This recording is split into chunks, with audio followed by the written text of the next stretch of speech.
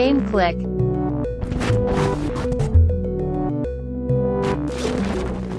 What's good, everybody? Welcome to Game Clique, the blackest video game podcast in the industry. This podcast is so black, we don't know whether to believe Jonathan Majors or not. Wait a minute. I don't know if I believe Megan Good or not, because she is standing by this man after reading them texts. I know. In court. The text.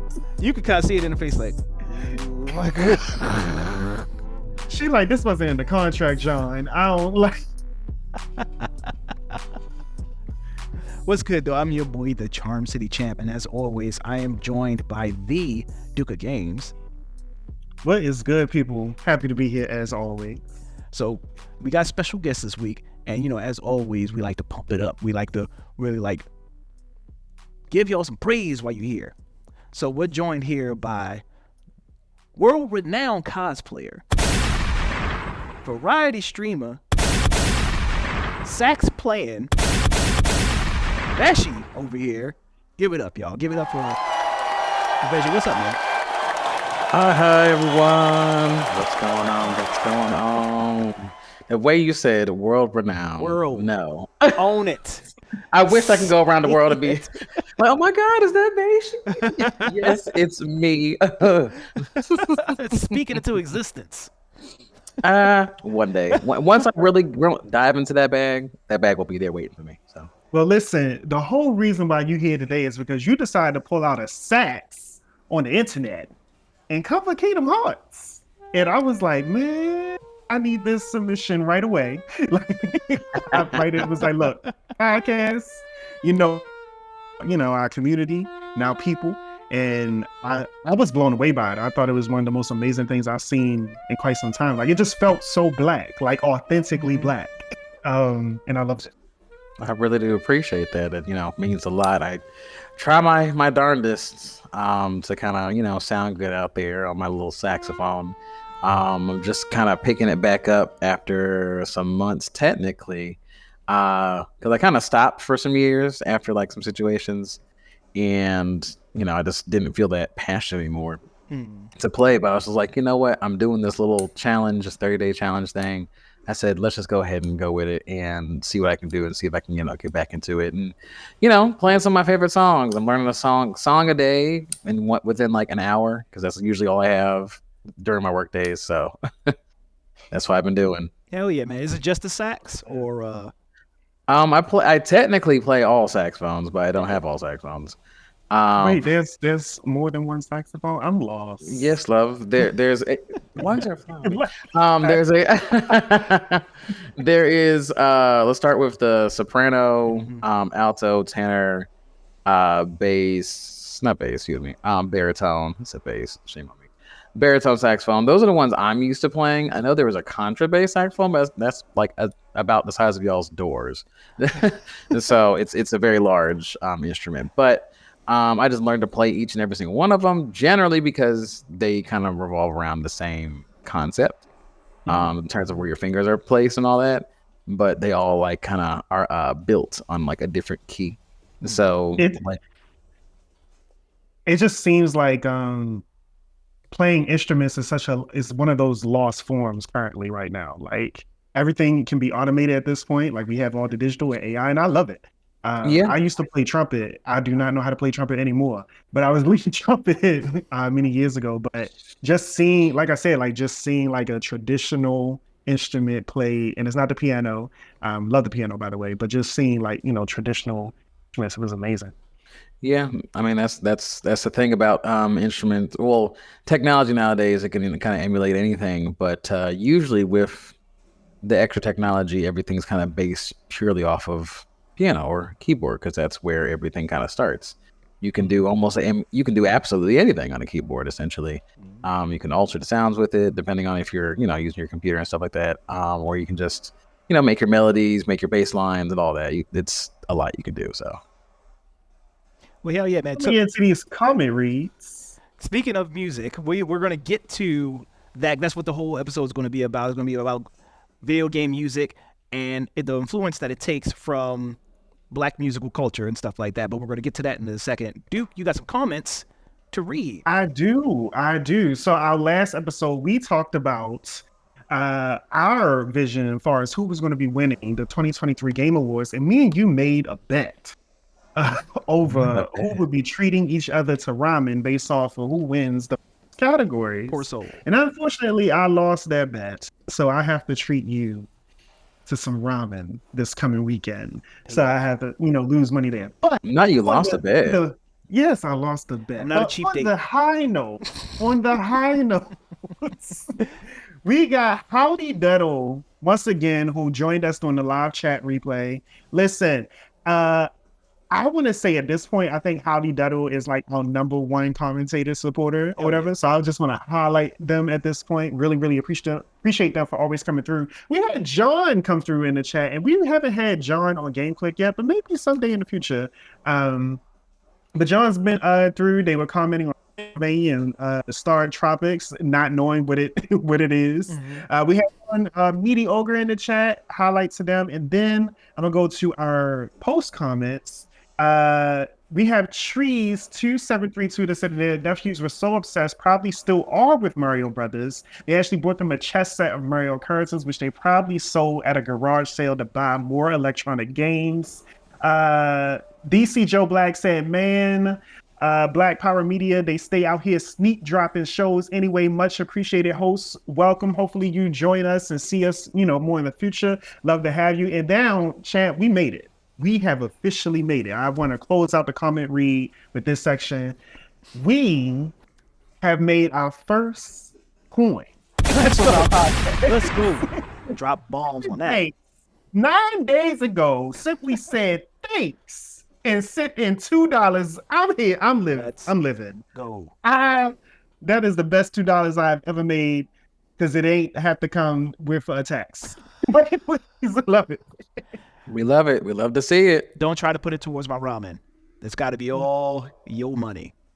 $1 of it is more from the $2. We'll split it. $1 is going to your damn ramen. So mad I lost that bet. You bet with your heart. You got to bet with your gut. Well, Black people let me down. So normally this is the part of the show where we talk about what we're playing right now. But because it's close to the end of the year, the release schedule is kind of slowing down and stuff like that. I figure instead of doing that, we could talk about what we're looking forward to playing in the near future. And while it's not the near future, I figure everybody, the hot button topic is GTA 6. So we can dig into that. I mean, it's so weird because it's like, I feel like you have like a group of people here that are just like, it's okay, I'm probably going to get it, but it's not like the number one thing that we're looking for. Well, so it's weird. I loved GTA 5. I loved all the Grand Theft Autos. I've beaten them all since GTA 3.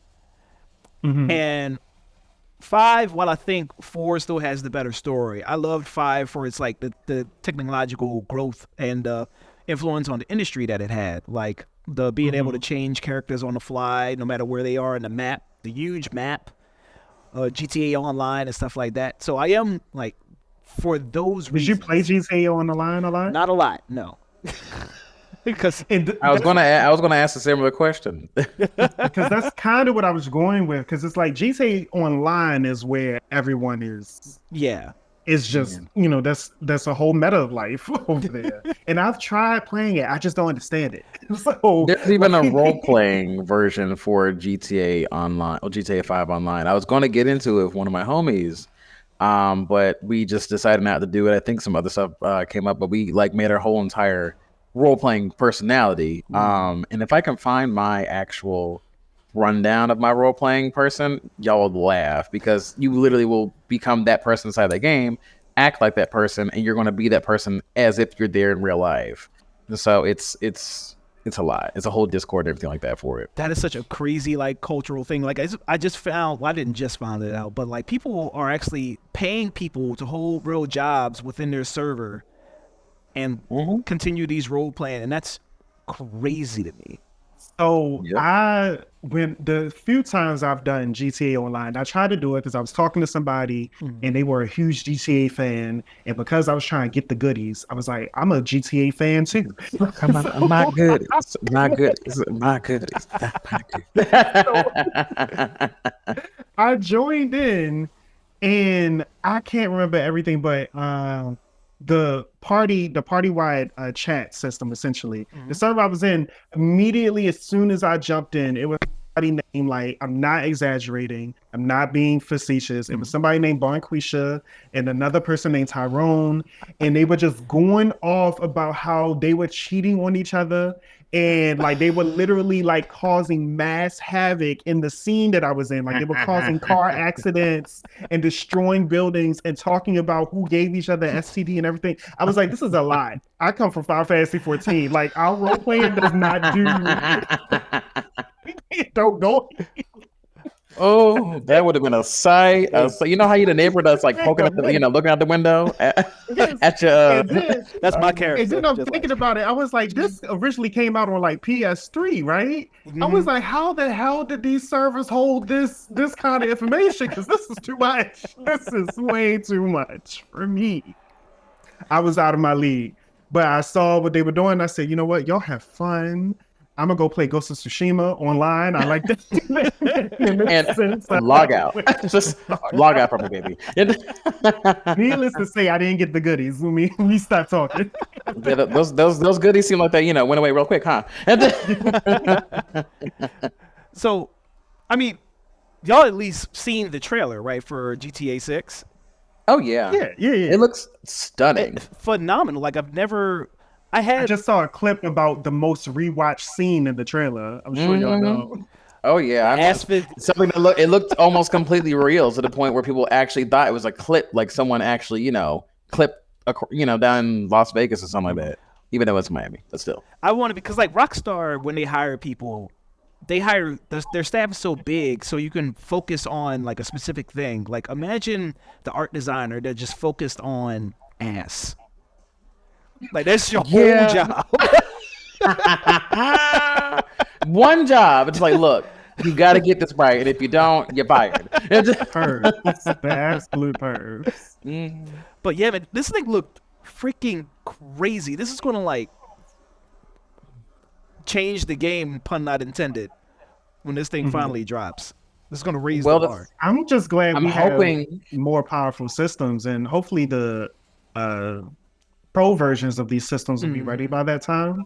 Because I can't wait to see what the online can do. I agree. And if you don't mind me saying, I'm just really hoping, because I know there's still games out there that do come out that end up dropping the ball in terms of what it's able to do, in terms of its capabilities. They will show off that this massive game, beautiful, lovely game can look this way, perform this way, and all those things. But when you get the game, we're just like, this is not what it's not what I signed up for. This is not it. It's happened too many times. And yes, we have more powerful hardware, but that can be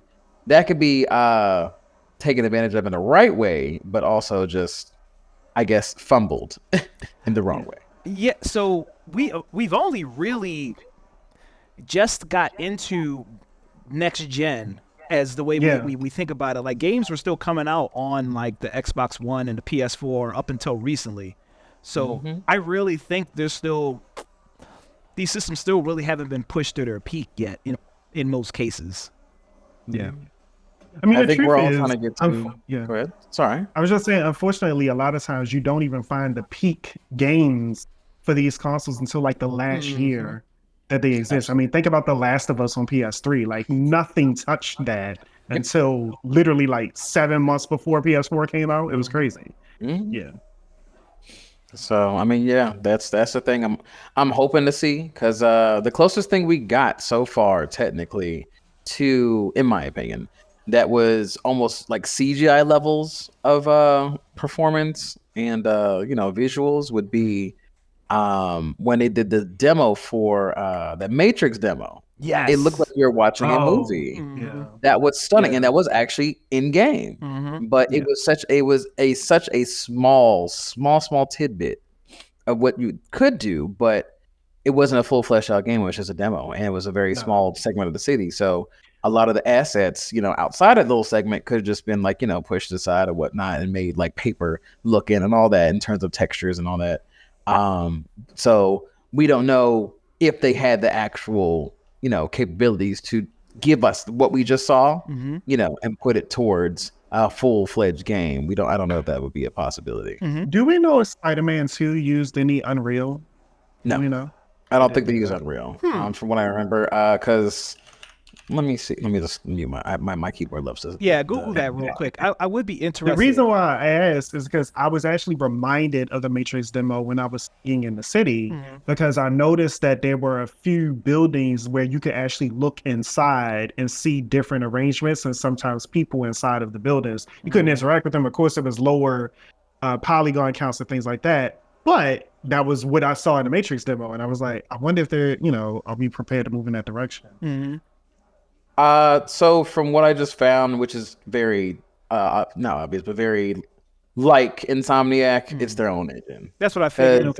As we all know, Insomniac does not play when it comes down to their games. We have, because I know from when I remember, let me do this really quick. And Clank, yeah, isn't Ratchet and Clank Insomniac as well? Yep. So, Ratchet and Clank, I'm just going to skip really quick, go back to Spider-Man, but Ratchet and Clank was done by them as well, and as we all saw, it looked like a dang Disney movie, like a full-fledged Disney movie. Yeah, it looks straight up Pixar. Yeah, Pixar, Disney. I was like, wow, it's amazing. So I think they used that same engine and made it even better with Spider-Man, especially the new Spider-Man.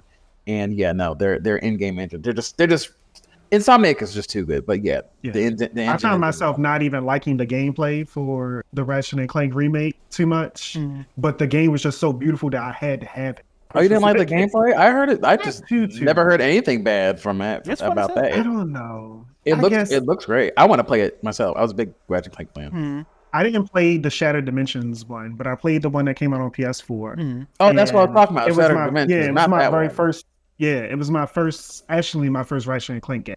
So I just felt like maybe I missed the. It was like these gameplay systems feel very dated, and so yeah, that PS4 one was based on you said it's the remake of the first movie one. that was based on. It was a true like remake, and it looked good. Yeah. But when they made the Shadow Universes, I forgot what it was called. The full fledged name of Shadow Dimensions. Yeah. When they made that, it was just Rift in Time. We call it Shattered Dimensions. Rift in Time. Yep, exactly. I mean, the dimensions were shattered, were they not? Right. Spider-Man 2, Spider-Man gone from home, left from home, flying away from home, whatever. You know what I mean? We get it.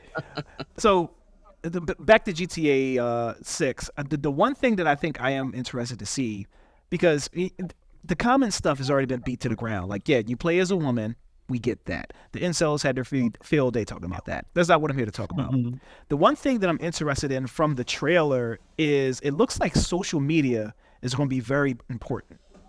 Like, there are a lot of clips here where, like, you're watching stuff happen through what looks like Instagram Live or Facebook Live or TikTok or something like that. So I'm wondering if there is going to be some gameplay implication to that. I would be upset if it is. Why would you? Why? The only reason why I would be upset is because that is the direction that Watch Dogs was headed and needed to stay in. We don't talk about Watch Dogs. I'm a big fan of Watch Dogs 2. We don't talk about that. Watch Dogs 2? Watch Dogs 2 was great. Isn't Watch Dogs created by Ubisoft? Yeah. No, sorry, Ubisoft look, y'all did y'all thing back with Prince of Persia and like the beginning of Assassin's Creed, but y'all dropped the ball with everything else. I don't know what y'all doing, what y'all trying to do, but y'all ain't doing it. Anyways, continue. But I'm saying that would be the only reason why I'd be upset, because it leans directly into like the whole meta and data systems collection, cybersecurity, all those things that makes sense in the world of Watch Dogs. So that's the only reason why I would be upset. I have no idea where they plan to go with it. I just think the most interesting thing about this trailer is that almost every scene is based off of Florida. Yes. Right. Right. I mean, but it's nice because people from Florida are straight up saying like, "Oh my God, they really down there. I recognize all these places." And I'm just like, yeah. No, But we recognize your craziness. Like, I that's mean, what they recognize. I'm coughing and gay. Anyways, but no, in reference to what you were saying earlier with the mobile devices and like the social media and all that jive. I said mobile devices. I'm talking like I'm still at work. Anyways, I'm really talking like I'm still at work. But I wouldn't be mad at it because a lot of different games are implementing some type of quote unquote text messaging, quote unquote social media, whatnot. It's in some of these games, and some games do them well here and there.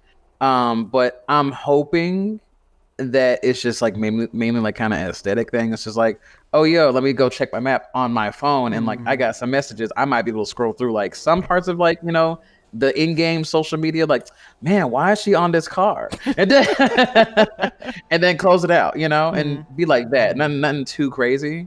But if it's kind of like based around there, a lot of things are based around that. I mean, we can see how it goes. Well, we don't know what their approach will be. Yeah. So another reason I bring that up is because two things are very important to the aesthetic of GTA, or at least for the story mode, is the radio stations and being able to watch TV. And those things, even now, are like kind of super dated. Like people aren't really watching live TV. People aren't really like listening to AM, FM radio. So I'm wondering if that's going to also like get updated with the social media kind of like the theme of the trailer. Are we going to be listening to Spotify? It'd be really cool. What an interesting place to pause the trailer. Right.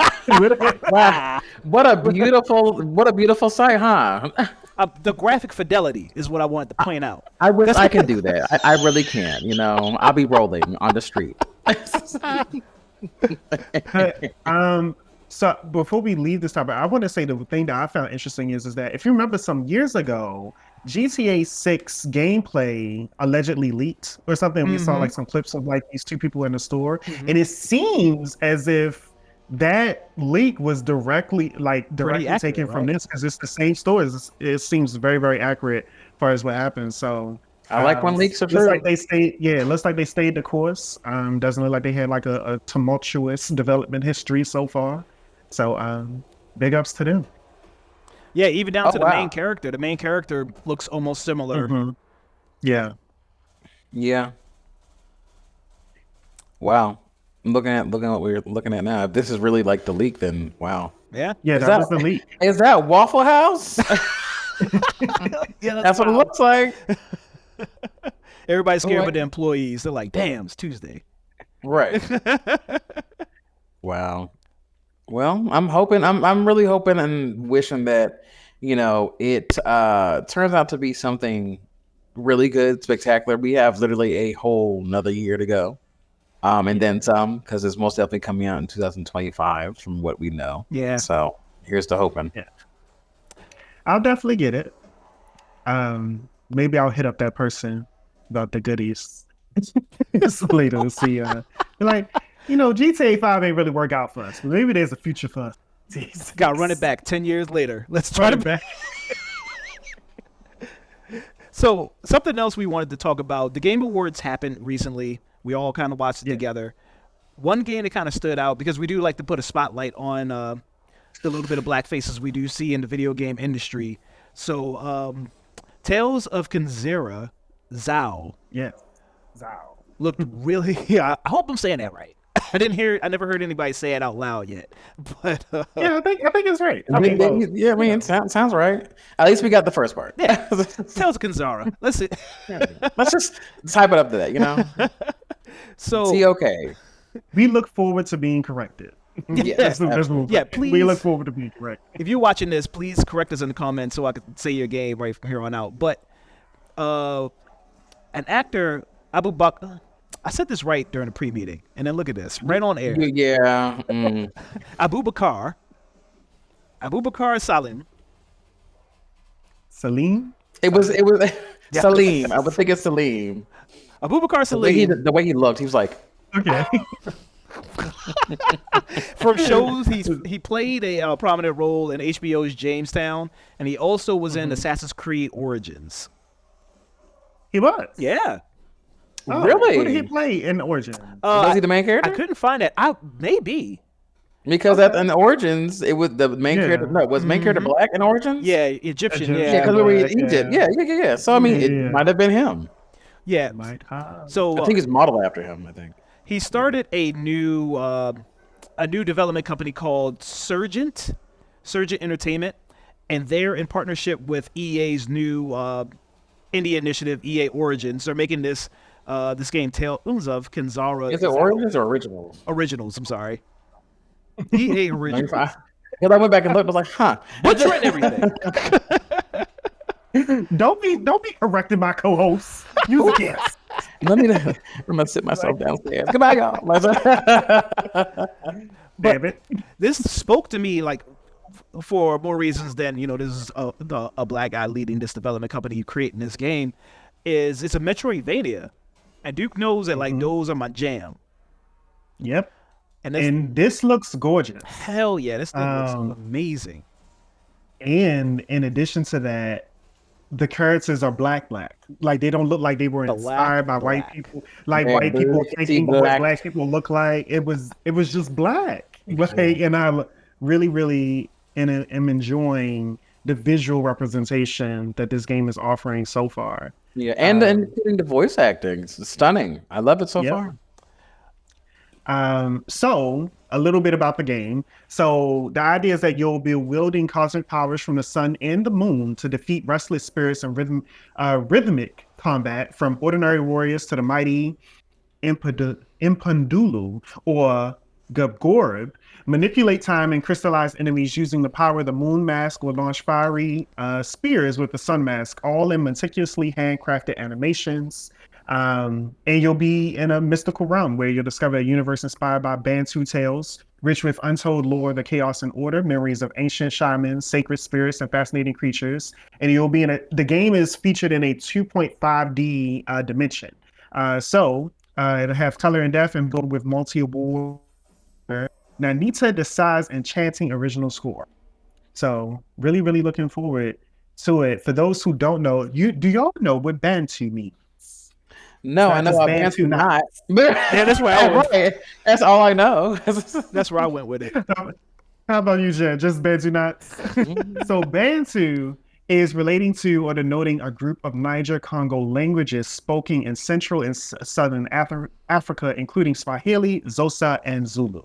There you go. The more you know. Yes.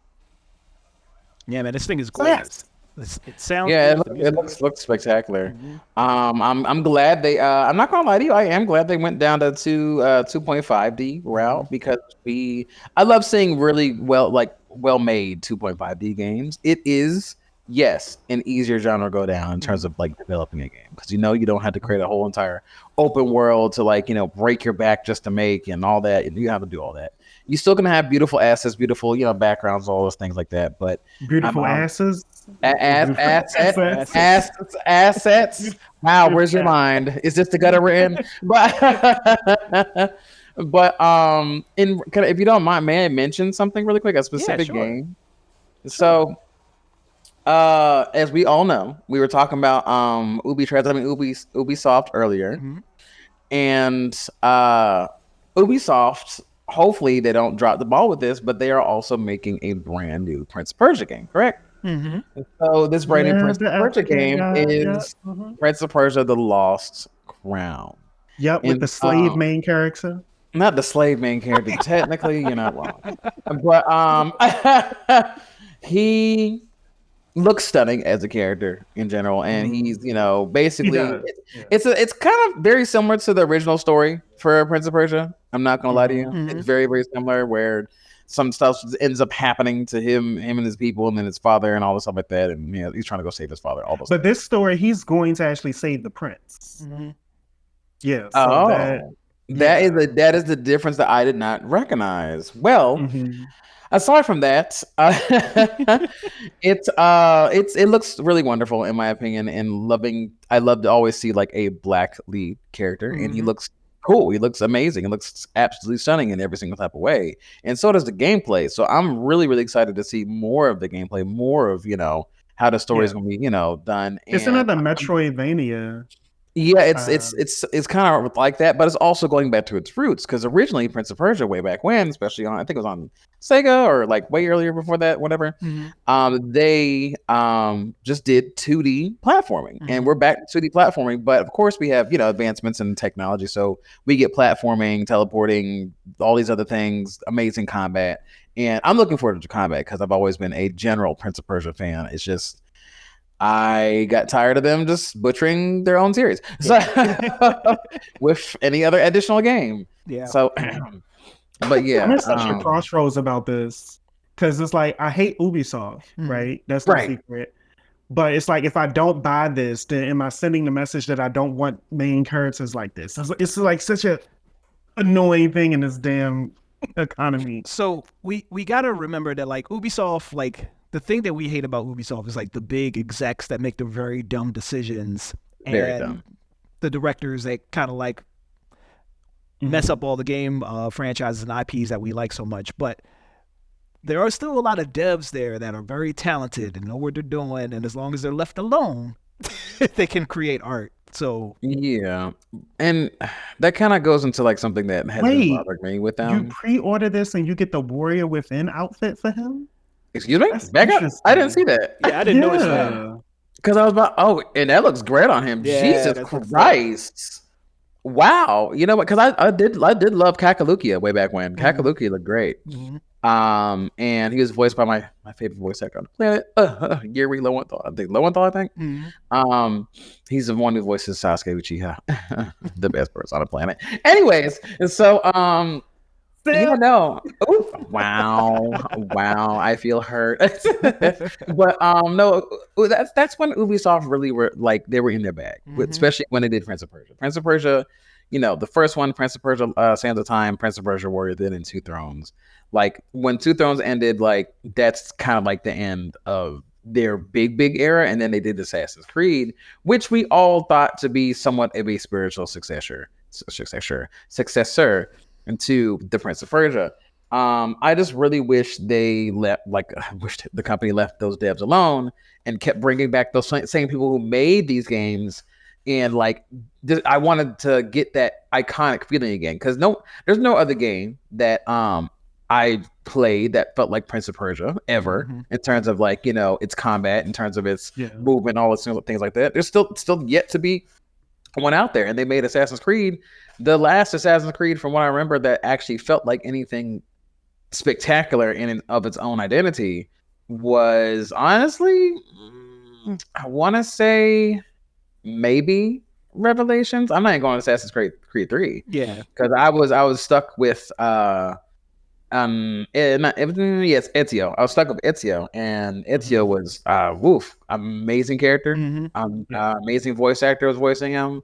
And that was again another game that had its own individual combat, which felt very fluid and all those things like that. And so did the free running on those things, but they just kept moving away from it. They kept wanting to do new ideas with combat, and they changed it to something that I just never recognized. I was like, what is this? And now the newest Prince of Persia just came out. They said we're going back to our roots. Mhm. Okay, girls, sure. And that was my rant. That was my I'm TED Talk. lost on Ubi. But I mean, my favorite is Assassin's Creed 2. I spent a lot of time with that game. And I'm missing I just wish Watch Dogs 2. I wish they continued in that direction before they did whatever came after. Was it Legion? Is that what they called it? Yeah. God. Anyway, so I should have that left it with wraps up that. that segment. But no, I am looking forward to Prince of Persia as well as Tales of Zanzal. Two Metroidvanias that I wasn't, paying attention to. And now here I am. Speaking of Metroidvanias, what's going on with Silk Song? Is that coming? We know absolutely nothing about that other than God, like I just feel like that game was supposed to be here by now. Right. Hollow Knight Silk Song. Isn't that Yeah. the follow up, the sequel to Yeah. original Hollow Knight? Or prequel. I have no idea. Maybe a prequel. There has been a PC gaming spotlight 11 days ago, from what it seems like. what? Yeah. Check into that. Maybe it was an older trailer for it. They just like did a spotlight on it, but it was an IGN thing. Well, I get Tales of Kenzera comes out next April 2024. Prince of Persia: The Lost Crown comes out January 18th. They're releasing a demo to the public January 11th. Oh, I'm excited. So There's so many things coming out in January. Oh, Jesus. Hell yeah. At the beginning of next year is crazy. Where's this wallet going to go, baby? Into the trash. I got to figure out how I'm going to pay rent. And right. It's so hard. It's so hard. So look, y'all, don't... These Final Fantasies, Tekken 8s. It's crazy. 2024 is about to be crazy. Absolutely. But look, y'all, don't go anywhere. We're going to be right back to talk about Black music and its influence on the video game industry. We got to pay some bills. But first, we got to tell y'all to subscribe to Black Power Media. Clearly, it's the exclusive home of full episodes of Game Click. I don't have my read up because I'm tripping. Duke, stretch for me.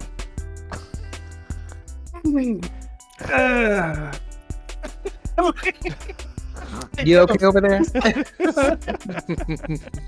I feel like I saw a sweat stain. That probably wasn't a good idea.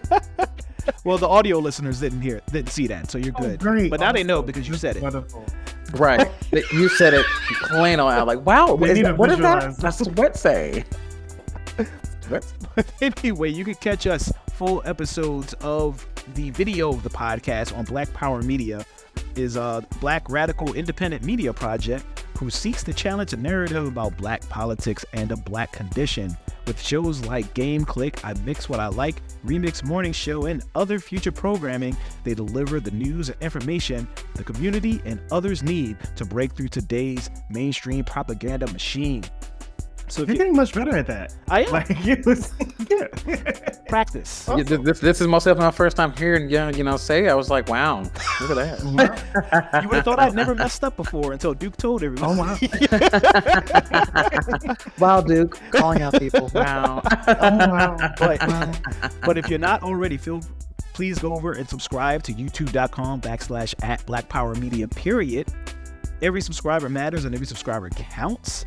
If you're feeling real froggy and feeling real spicy, go to patreon.com/BlackPowerMedia and give us some money. Give us at least $2 a month.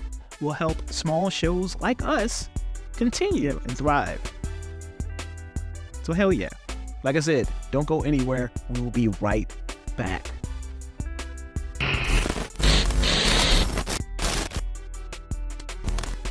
What's good, y'all? Welcome back to Game Click, the blackest. What are you doing?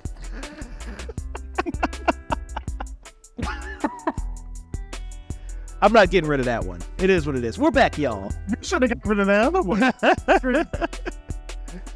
And we're here to talk about music in video games. Not just music, but Black music and its influence on the gaming industry. Because it's there. Yeah. But I figured we'd start by, talking about in general some of our favorite tracks that we've heard from video games. We're going to just go around the horn. We're going to play them one by one. We're going to have a jam sesh. Is that what people say? Jam sesh? Yeah, Pat. And jam out? Mm-hmm.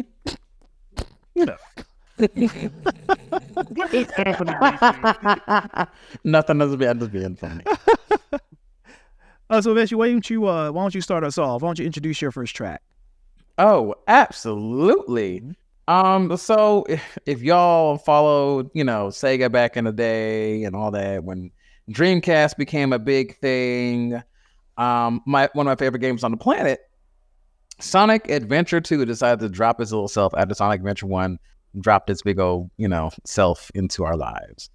And it gave us one of the most absolute amazing soundtracks on the planet. I can say that for a fact. Till this day, it was just so amazing. The artists they were able to get, they were able to feature, all those things of nature. It was just spectacular. So my favorite song on there is "Flying to Freedom," which is Rouge. She's Rouge the Bat.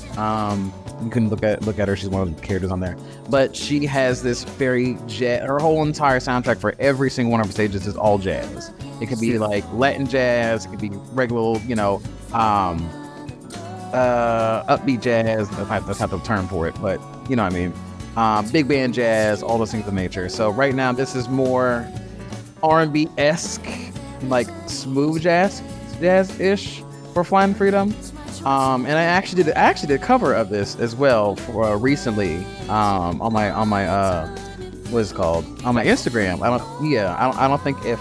don't think anyone else saw it, but one of my homies is a big Sonic Adventure fan as well, and he loves this song. And we, go to karaoke and like see if we can just like hook on our phones. It's like boop, play it, and it's one of my most favorite songs out there. It's just spectacular. The groove, the harmonies, the whole entire setup, the composition. Tabitha Fair singing the songs, all stuff like that. She sounds beautiful.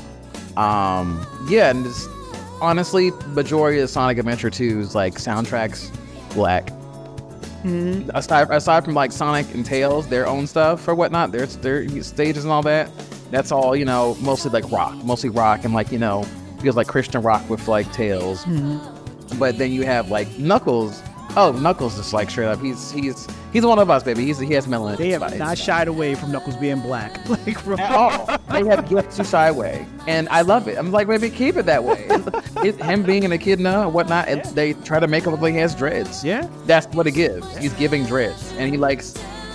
Sadly enough, I don't know why they put this in there too, but he likes, fight with his fists, but hey. We can throw hands if you want. I'm kidding. He should have with a gun. Yeah, I was like, right. He should have been the one with the gun, but I'm glad he wasn't, because that would have been horrible. I'm glad they put Shadow there, because Shadow apparently had the gun in his own game. But I think every single person on this planet should check out the entire Sonic Adventure 2 soundtrack, because even one of my other favorite songs from there is Amy's theme song, which is straight up funk. That is a funky OP, and I love it. I love it. It's just things that I'll always stay on my mind, in my heart, and all stuff like that, because I grew up with Sonic. He was my original favorite character until they butchered him like throughout the years. But anyways, he's coming back. He's coming back. Oh, he's came back. He's come back. No, he's come back. Yeah. And he has, because of one, they're taking a step in the right direction for Sonic Frontiers. Mm-hmm. For two, they took a very, very, very good step in the right direction with Sonic Prime, the show. That show is very good. It's done very well. The 3D is really good, whatnot. Voice acting is great. They replaced all the voice actors aside from Tails. But Sonic is actually voiced by a black guy. So I forgot his name, but finally he is voiced by another black person. Because way back when a white love interest again. Nah, he ain't got one. Dude, there was like one game. That's one game. Like it was a woman falling in love with a alien hedgehog. So, yay. So exciting. But this is the second time in the Sonic series or the Sonic franchise that he is voiced by a black guy. The first time he was voiced by a black dude was for the American shows. Actually, The Adventures of Sonic the Hedgehog and Sonic the Hedgehog both had the same voice actor. And, it was the guy who was in Family Matters. I forget his name. Steve Urkel. Yep, that guy. Yeah, him. He's the one who voiced Sonic way back. His real name, I don't know his real name, but yeah. Jaleel White. There we go. Exactly. So he did a phenomenal job. But yeah, that is my TED Talk with about Sonic and Sonic Adventure 2 and all that. So it's funny you bring that up, and you bring up that like how the Sonic music has a lot of jazz influence. It might be a Sega thing in general, because like Yakuza has a lot of like hip hop in it. And Persona 5 has a lot of jazz in it. Absolutely. You know where Persona 5, literally, I was going to mention that, but someone already had it planned. I was going to mention Persona 5 as well, or Persona generally. Persona 4 and 5, and 3 as well. They all have some semblance of jazz, semblance of R&B, but Persona 5 has the most jazz and R&B in there. Than most of the tracks, especially just the first track. It says "Wake up, we get up, and get out there." Oh yeah, this song, stunning. I was jamming. I was like, let's go. Just bobbing my head, and everything, giving that ugly face as we do when we hear something good. And so, I'll be bobbing, but yeah, no, enough of me talking. Is this the main theme? Yeah. Yes. I watched this. Okay, I was gonna say, y'all heard this online. You watch this intro every time. Nobody press to start through this intro. No one does. On like my streams, when I put this on, I just like usually like leave up the video on the left hand side, like someone else. So Duke, the one I let you hold was Persona 5 Royal, which is Yes. not necessarily a remake, but they basically re-released it with additional content and stuff. They changed the intro music to something still good. Is that why you let me hold it? Like, so you know what? Like you take this. Get out of my face. It's still good, but it's not. It doesn't top this. This is a bop. This is always about. I just no skip for real. Oh, you know what else had some good dance? You know what? I'm gonna keep that on the top. I'm gonna keep going. But yeah, Duke, what's up? I'm gonna do the slow one first. So we got Wandering from Final Fantasy X is one of my favorite tracks. So Final Fantasy X is one of my favorite games of all time. People should know this. But Wandering is special to me because not only was the moment that this was played, really pivotal in the story, I found myself loving just listening to this, like when I'm doing like meditation or like any kind of Zen. Like I got a massage to this song. It was great. Like, it's a really good like moment for reflection and introspection. And Final Fantasy X is years old now, so I'm gonna spoil whatever, quote unquote. The moment in this that this plays is right after a faction in Final Fantasy decides to like go against the teachings of the religion, and they're like, you know what, we're going to take it into our own hands. We're going to fight on our own, our own beliefs, and they get absolutely destroyed in this war, kind of thing. And there's so much death and devastation that happens, and after it, there's like this long walk that the party that you have is just dealing with. Like there's no one talk. This party is like pretty lively. Like they always have, communication, snide remarks, anything. But this party is like really silent this entire walk after this particular incident. And they're just moving on, like trying to, remember like the purpose of their journey. And it has like those soft jazz tones as well that you hear coming in. And I really love it. I've always felt really at peace listening to this track over the years. So yeah, it's an amazing track. It actually reminds me of and it has very the whole similar album. to Final Fantasy 13's. I think it was like it wasn't a prologue. It was, I forgot what it was called. Was it when? Track. Oh, I don't remember. It was at the beginning. It was at the beginning. It was like literally the opening thing, not opening thing, but the Julian, what is that term? The scene in the start menu and stuff like that. Like when you like let the start menu sit. The idle, kind of the idle screen. I don't know. I would have. You know what? I could just like search that one. Right. But one track that I know that I love from 13 was I don't know the name of it, but it's when Hope tries to kill Snow, and then they fall off the building together. And like there's this slow track that plays over it. I love it.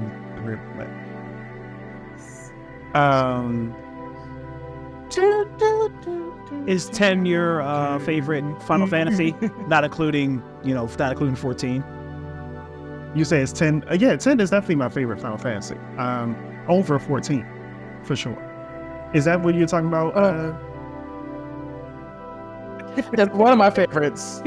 That is one of my favorites. Jesus Christ. Actually, this is it. Let me shut up. No, this is it. Because if it goes to what I want, where it has this beautiful orchestral just release, and you just feel that warmth, that openness, that you're just going to feel it. And it's going to come in right now. It's going. I've been told that I have an Asian person inside me because I love ramen music, and I just love so much of Japanese music and Asian music in particular. The whole Final Fantasy franchise, if you will, their entire music catalog, like I love so much from it. But yeah, Final Fantasy X Wandering has always been a standout track for me personally. You know, there's lyrics to this, right? That's this? Oh, absolutely. Yeah. I love both. I love this one, but this one has the end part is what gets me. This part where you hear to just because it's this calming, because I think they put this in the main theme at the start screen on purpose because you're about to. It kind of gives you the sense like, man, I'm about to like go into this big adventure or whatnot. I'm about to like go into something, and you know I'm looking forward to it and calm about it, whatnot. That's what I get from it, in my opinion. So. Oh wait, don't do this to me. Yeah, man. We talking about menu music. We can't talk about menu music without where you literally just don't play the game. You just like you gotta be quiet. I'm sorry, because no, like Kingdom Hearts is my obsession. Mm-hmm. It is my truly. I don't have many. I do have obsessions here and there, but this is truly my main obsession on the planet, and nothing else will like hinder me from my obsession. I have taken days off. I have taken weeks off for releases and things of the nature for Kingdom Hearts because it's I'm that in I guess I'm that involved with it. And I've been like that since I was a kid. And I remember first playing it way back when because sorry friend who let me borrow the game. I never give it back. But yeah, oh, not you admitting it on the podcast. Oh, absolutely. He don't know who I am anymore, so it is what it is. And I don't know where the heck that is. And so yeah, no, this franchise, this series, one of the best things out there. And people might crap on it because of how convoluted the story is. And it sure as heck is convoluted. I can say that for a fact. But if you take the time to really understand it and like dive into these characters, you'll start. I'm a Kingdom Hearts apologist. There are parts that make sense as long as you ignore like the plot holes and stuff like that. Look, man, all of it technically makes sense. It just doesn't make sense that it makes sense. Yeah, it doesn't make sense that it makes sense, and you can never, ever, ever, ever, ever, ever follow the games when they come out, because if you try to play them like as they come out, you're gonna miss everything. Oh my God. I am so glad. Everything. I'm so glad. Like, oh my God, we got Kingdom Hearts 1, then we got a prequel, then we got another prequel for the prequel, then we got Kingdom Hearts 2. I mean, Kingdom Hearts 2 point whatever. What's the other twos? All these different variations, side games, and the fact is, every game is important to the story. That's the first time I've ever seen any game like that. Every side game is absolutely important. Yeah, so I didn't I only played Kingdom Hearts. I missed them when they originally came out. The only reason I went back to play them was because I seen the trailer for Kingdom Hearts 3 and I was like, this joint looks gorgeous. I'm a big Disney. I'm like one of the weird adults that like are super fans of Disney, right? So, it's not weird because we love the love from Disney too.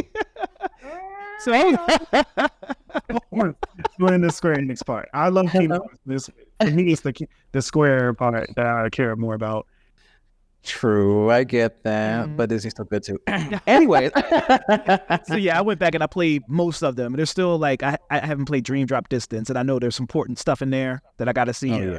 Quite a bit happens at Dream Drop. Well, you have to like. I'm not gonna explain anything. I can explain the order that everything goes in if you want me to. Yeah, sure. It's just an order of games. So like.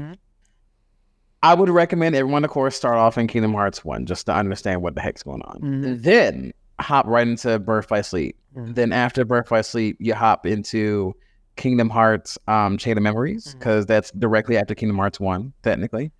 And then after Chain of Memories, you hop into Kingdom Hearts 358.5 Days. That's right before Kingdom Hearts 2.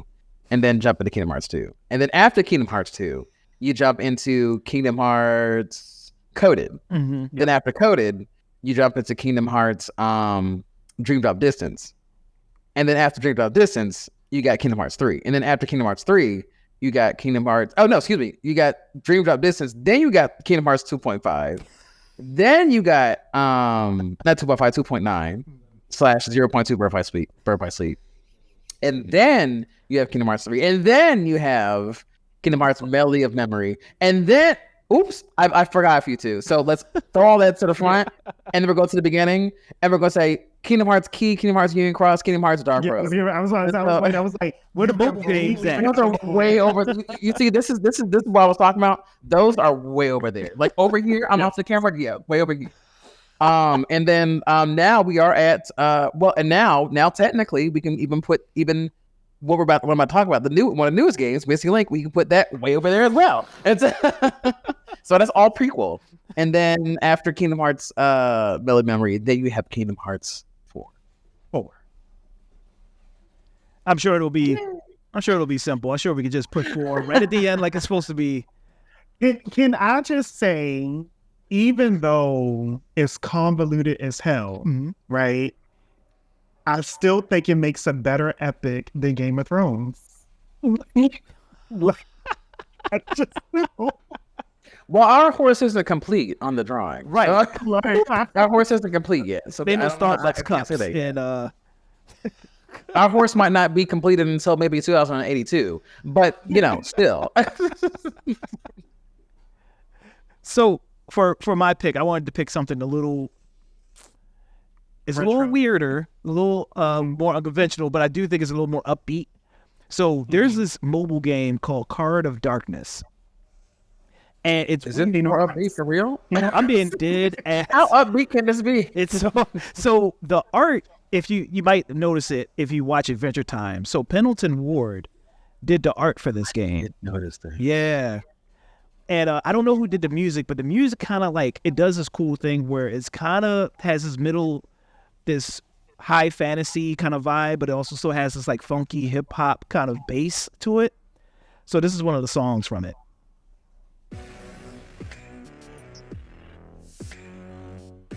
It's not like dubstep. It sounds like it, but it's just because of the percussion they're using. It's like this is definitely one of my, like, I don't know if everybody here has like toilet games where like you're just like gotta do toilet stuff. Yeah. This is my go-to joint, man. It's so good, man. It sounds nice. It reminds me of I think kind of Into the Gungeon. They had some pretty good music. Yeah, that sounds good too. Yeah, it reminds me of it. And I like that. I really do. Mm-hmm. Yeah, they just dropped that's nice. I gotta on it. So this is called what? Card of Darkness. They actually just dropped Chaos Realm. Mm-hmm. Cult of Darkness. And the whole OST is on streaming, so it's on Spotify and Apple Music and all that. Sweet. But yeah, that's most definitely nice. I like that. Ooh, not relaxing with. Get out of here. Lord. You're up next. What's your next joint? Oh, me? Me again? Yeah. Oh, my next little choice here was True Damage. Giants by True Damage. Mm-hmm. They are a group that was formed kind of underneath the League of Legends umbrella. It's not really a full-fledged group, but it's like a bunch of artists like kind of smashed together to make this one group for this situation or this, event. And basically League of Legends is one of the most, if not the most popular MOBA that exists out there aside from Dota.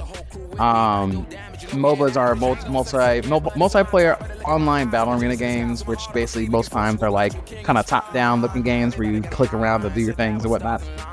But it became really popular many years ago, and it just kept growing in popularity, and people started to play, but they also started getting into many different avenues, such as music, such as animation, things of that nature. But if anyone decides to listen to this song, we have features such as Becky G. I don't know who the heck that is. Sorry. I know Keke Palmer. Yeah. She's singing now. Yeah. She's singing. No, she's not singing her. She's singing. She's gonna be popping up in a second. Here we go. This is Keke Palmer. Singing now. I forgot her name, but her name actually is Kiki as well. Mm-hmm. Kiana, that's her name. That's her actress. Is she a character in League of Legends you can play? These are all characters in League of Legends, and these are all skins that they got after this video dropped. because not only do they have True Damage, they also have KDA, which was extremely popular because there's a huge popularity around Korean pop, which Korean pop is only based off of a lot of black culture a lot of time, but also based off of, like, just general pop artists such as Ariana Grande, others, and all that. But if you're listening to this is like pop-ish, hip-hop-ish all at the same time, which I really like. I love this. It's just a very well-made song, and I played this for ages in my car on the way to places, just bumping. By bumping, I mean loud, like your ears can hear it a mile away. It feels like. But it was just so cool because the art direction was spectacular, especially around this part, because this character's name is Echo. Black is I don't know what. Love him. And a lot of people what do they identify with him in a sense while playing this game, because he's us, and I love it. And so but yeah, no, League of Legends most definitely is a whole entire entity. It's in one in itself. I just can't wait for Arcane, man. I mean, yeah, I was about to go into that. And if y'all watch the shows, Arcane is a 3D animated show based purely off of League of Legends. And it became canon. Did you know that? Yeah, it became canon. It became canon. Initially, Arcane used to not be canon initially, but it became canon, which is great. It really opens up more depth with the characters that are on League of Legends, because it's literally showing their whole entire like past or whatnot of who they used to be, how they became who they are now, and all those things, where they get their weapons, all stuff. But it's really, really, really, really nice. And the black representation on that show. Yeah, I am not kidding. Woo! I love it. It's spectacular. More works. Yeah, this one more sounds very similar to what maybe more like a direct track that was in Arcane, though. The fight between Echo and Jing. The beginning. It's not a direct track. They didn't use KD any Arcane. I know, but I was saying literally the instrument. The instrumental. Yeah. It played. It's like the same. Yeah, it sounds very similar. Cause I know for a fact that League of Legends, the composers who compose these things, most definitely love to use very similar instrumentals for a majority of their pop tracks. Yeah, like this kind of reminds me of something that Ariana Grande would be a part of, because especially right now when she comes in, sing girl. So yeah, I pulled this up because this is the song that somebody showed me when I was like, they were like, League of Legends music is so good. And I was like, what? I had no idea this world existed. And this was the song that he showed me, and I was like, this joint is crazy. The music video is insane. What are you doing the dance? Absolutely. So yeah, I had no idea that League of Legends produced like a whole sub-genre of music. Yeah, no, they did, and it took everyone off guard, because when KDA dropped their initial song, which is Pop Stars, off from the cut over there, people were shocked. They're like, "Oh my god, are you kidding me?" So, by the way, the same people who, the same French team that make Arcane, they make this. They make this, and they made Pop Stars. They make all the 3D stuff that you see. And there's even Villain, which also was a hit. People love Villain. I love Villain myself. As you see, all these things this has 200 million views. Villain has 89 million. And of course, KDA has 78 million because it's been out for some years. And so, but this is just, it's spectacular what they were able to do. And people really, really, really, dig this part of like League of Legends. We're going to definitely get copyright struck, but it is what it is. I wouldn't think with League of Legends, usually with video game music, you don't get copyright struck, in my opinion. Yeah. Because we don't get copyright struck on Twitch either. Yeah, okay. All right. Dude, so my next one, I was torn, right? But I have to always honor top two favorite video games, which is Final Fantasy X and Xenogears. And there's so many different tracks I could have picked from either one of these titles. But since Wanderer was kind of down, I was like, you know what? I'm gonna pick the boss fight music from Xenogears. So let it rip. And I'll talk about it a little bit. Come on, Beyblade. So an interesting thing about this song, you'll get to it. You'll hear like some vocals in the background at some point. I'm gonna see it. I don't know when it comes in. But it's actually from a court case. This sounds like some Phoenix Wright music for real. Yeah, I was about to say, dude, right. That's what it gives then. So there's a moment in the song where it's like the official judgment is 10. And what happened was that when the developers were trying to create like a daunting feeling, they looked at the American court system and literally just took audio. Here it is. Oh, wow. Yeah, I hear it. They literally just took audio from a random court case of someone reading someone's sentence. And just put that into the track. And there was no fanfare. We don't know what case it was. It was just like, nah, we just go work. It's on PlayStation 1. And I have grown to love this track because I got stuck on the boss fights quite a lot in the game. There was so many different fights I had to play, but one thing that I think is interesting about this is that there's one time in the game where they actually play this track a little slower when they're introducing some new characters, and that track goes hard as hell too, and it's the exact same song but just like played like, I want to say like 1.75 speed or something. It's crazy. I love it so much. And Xenogears, I've always loved this game.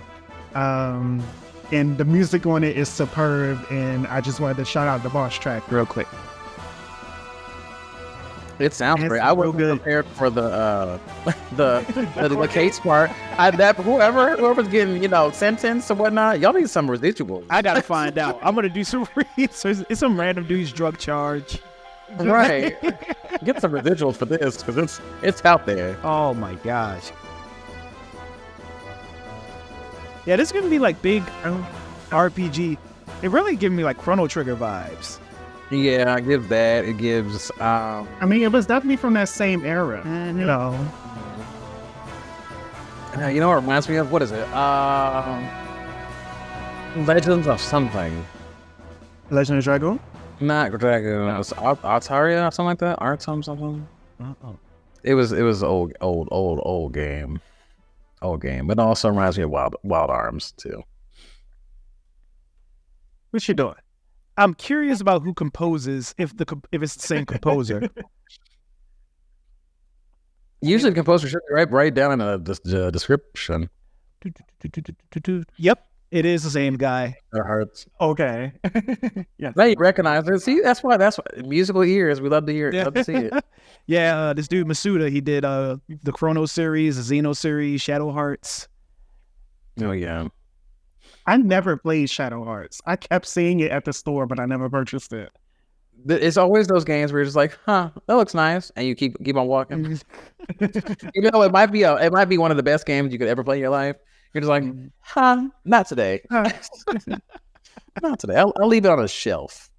Yeah. Ooh, do I see what I see? I do see. Yeah, so I figured we could bring this up because Sonic Origins released this summer. And for those that don't know, Sonic Origins is like a remastered version of Sonic's 1, 2, 3, and Knuckles and Sonic CD. But the funny part about it is from our childhood, well, from my I don't know whose childhood. Somebody's childhood. I don't want to give off what my age is. Somebody's childhood when it was a kid, it was playing Sonic 3. Our childhood. People watching this like, whoa. But old fossil. I do have gray hair. Multiple. My whole entire left side of my head is almost gray, as you see. Yeah. But I do have gray hair, but I'll be hiding. There was this. Where's my Just for Men? There was this rumor going around that Michael Jackson helped out with Sonic 3's soundtrack, but nobody could confirm it. But then Origins came out, and then a lot of people noticed that some of the songs got replaced. So that's when Sega had to reveal that, Michael Jackson created some of these tracks and they had to replace it because exactly. Yep. So they had to get some guy to do shittier versions of the songs. But which is sad because I when I heard that I was like, wow, that is so great. I think I heard it from just I guess the social media grapevine by looking at videos, and I saw like a clip where someone says, so this is what happened, you know, Michael Jackson made these tracks for Sonic. I was like, are you kidding me? That's so cool. I love that. So, you know, so hey. There's still no confirmation which tracks he did and which ones he didn't, but I'm making the safe assumption that the ones that got replaced in Origins are the ones that he did. And one of the ones is Ice Cap Zone Act 1. And you can almost kind of hear, if you listen, there's like a real... There's a super... It's giving that, right? It's giving Thriller, baby. It's giving Thriller. But there's like a super compressed human scream in there that kind of sounds like Michael Jackson's ad-lib. Hello.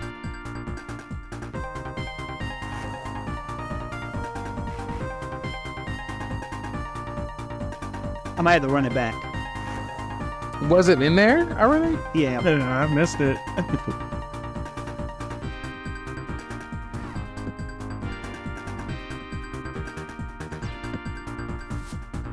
I think we missed it. Hold on. I don't think it's in there. It's got... Are you saying like the... It's like, ow! I can't hear any. All I hear is... I see. Yeah. It's in there somewhere. I didn't hear them. Yeah. Okay. I believe you. Oh my god! I was gonna say, even without that, like the little, like that seems like a Michael thing. Like it's like those random, like just literally random sound that just kind of was in there. He's doing it rhythm it. So, well, the whole entire beat itself is most definitely pure like Michael Jackson. Absolutely. And so we'll listen to the chorus. That's why I said like. I said Thriller, but I really was going off of like Smooth Criminal. If you listen to Smooth Criminal, it's almost the same key. I think it's just like maybe a different what's it called? Might be a different key, but around the same area. But it really does give that. So that's I love that. That's why I love Sonic music. Oh. Y'all remember Sonic R? Yeah, hell yeah. Oh yeah, but when I tell you that was a black woman singing her heart on that song, on those songs. Like I said for a fact, I don't know who, but she was Supersonic Racing, baby. Don't play the ad. But I gotta give you my YouTube Premium. I paid for YouTube Premium. Oh hell yeah, man! I'm on YouTube way too much, but you can't mess up my algorithm. It's too late. You just gotta create another account. You gotta mess up my algorithm. You gotta give me a sub joint like Netflix. That's the thing. But no, like for real, before we even dive into the Sonic R, y'all, like those are some racks. I be just bopping. Can you feel that sunshine, y'all?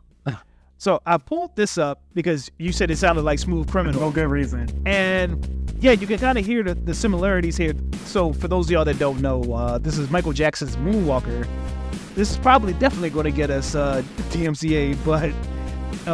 well, the only reason it probably won't is because it is a kind of... Listening to it, it's a song, but it's me not singing it. Right, yeah. It's instrumentals. You'll be right. Yeah, so he made this movie called Moonwalker, and then he partnered with Sega to make a game based off that movie.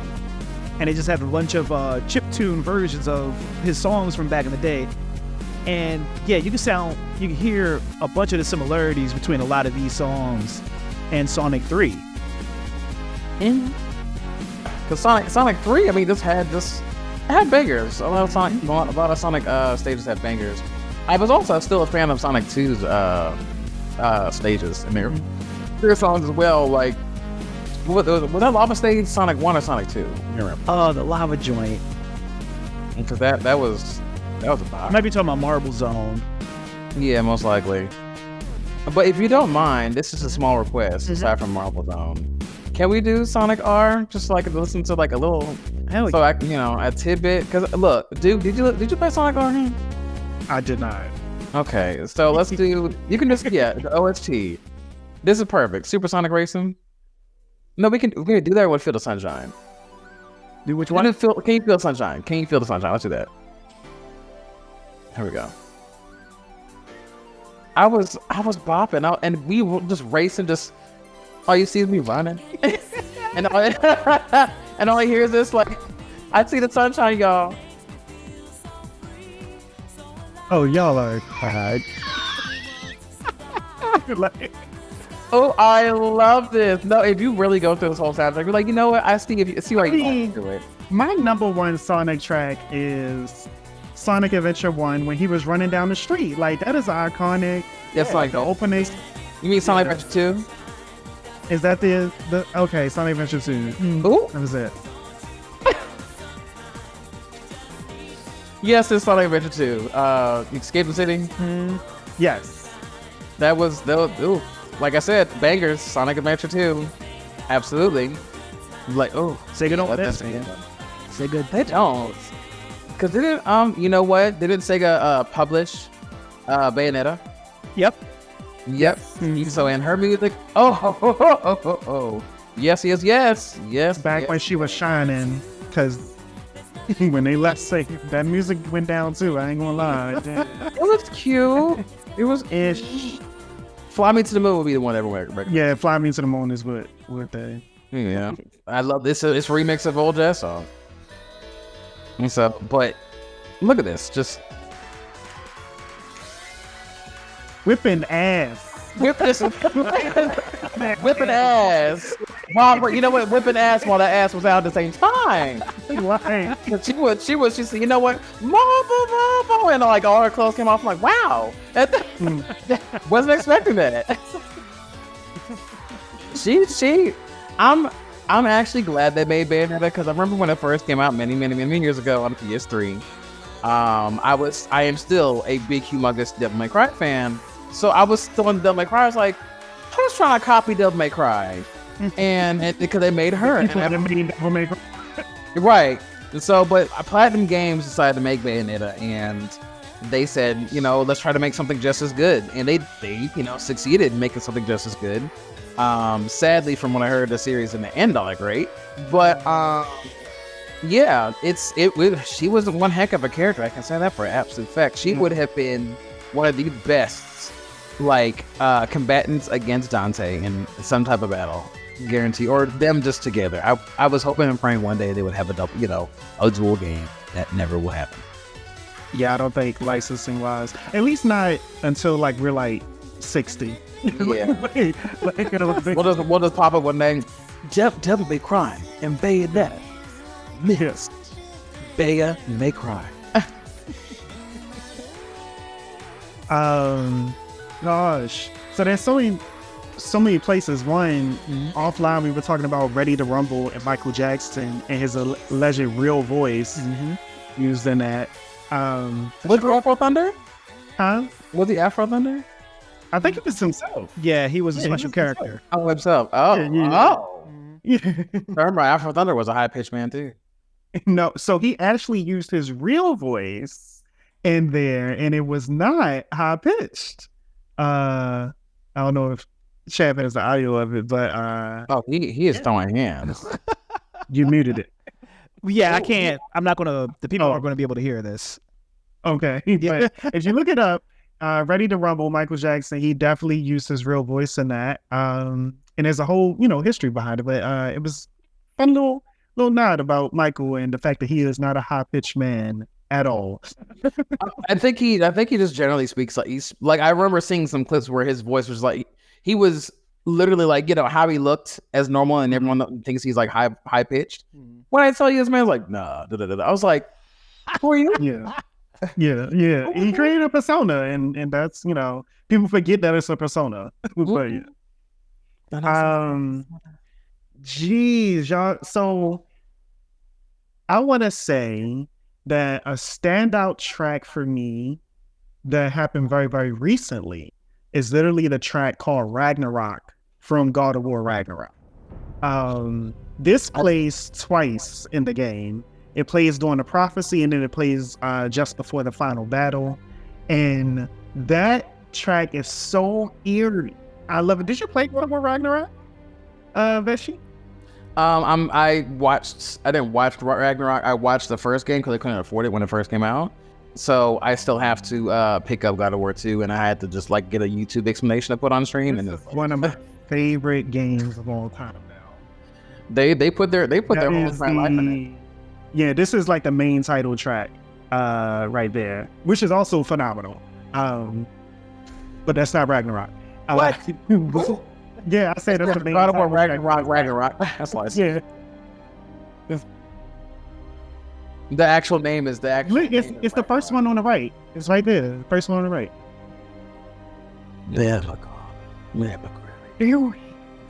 This is so builds. It is insane, the level of craftsmanship in this track. I love it.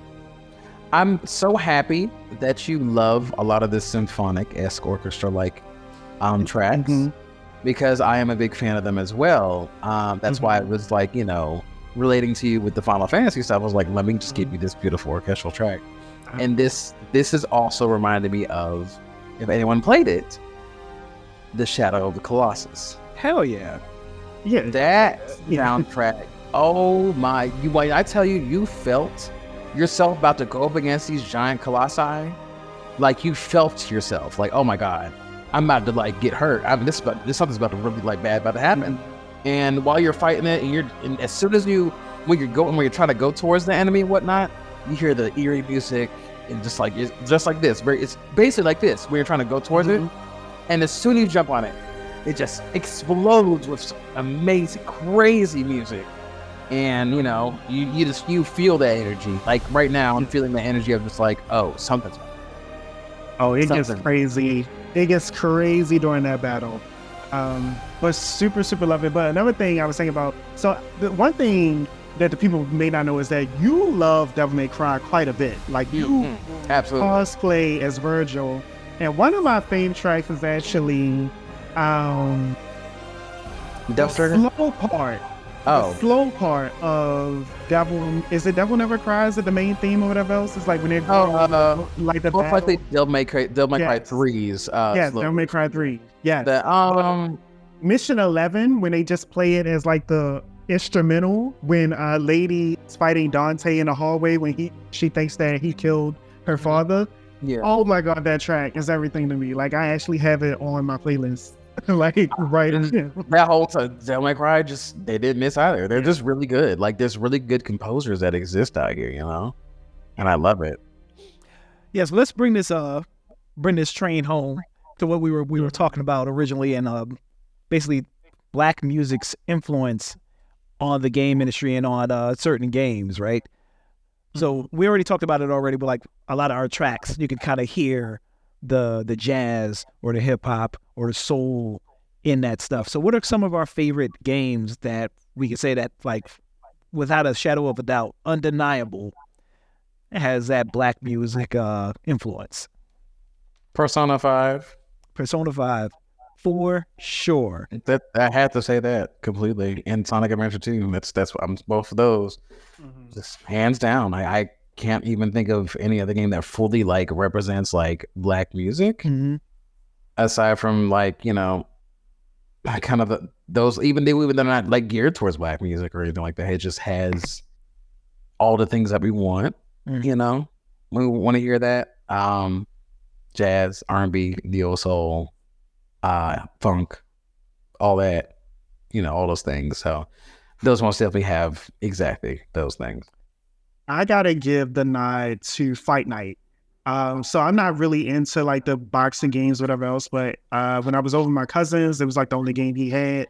And I was playing Fight Night, and I just remember, I don't remember the exact tracks right now, but I remember just hearing nothing but hip hop tracks the entire time, like from well-known rappers.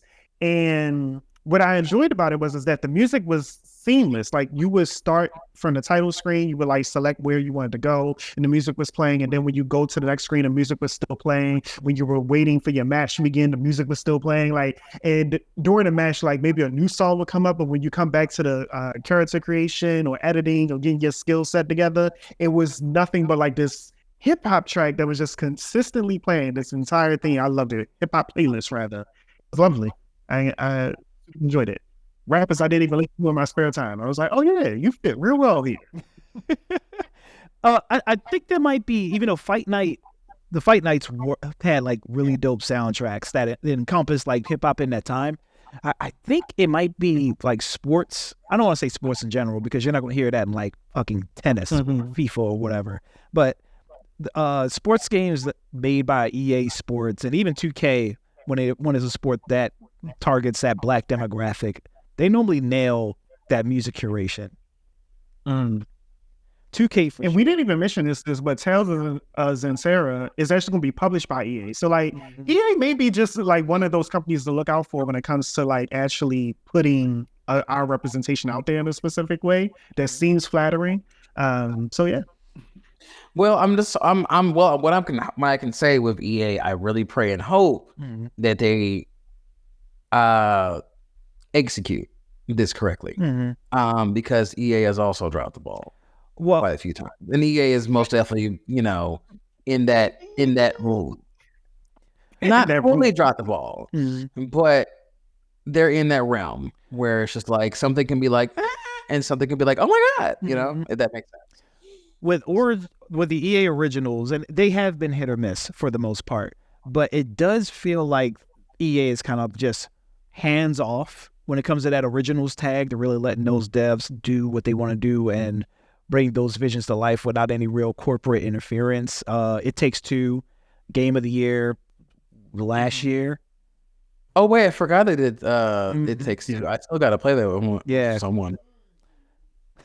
Duke said he's going to help me. I still have not beat it because my wife won't play it with me.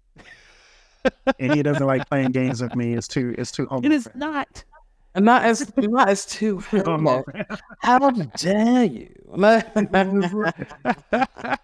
You can be my video game divorcee any day of the week. I promise. Be the wife? I can be the one for you.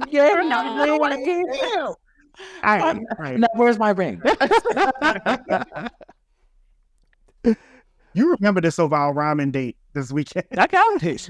You not for a free ramen, I'll do anything. So we got that. Wow. Y'all heard that?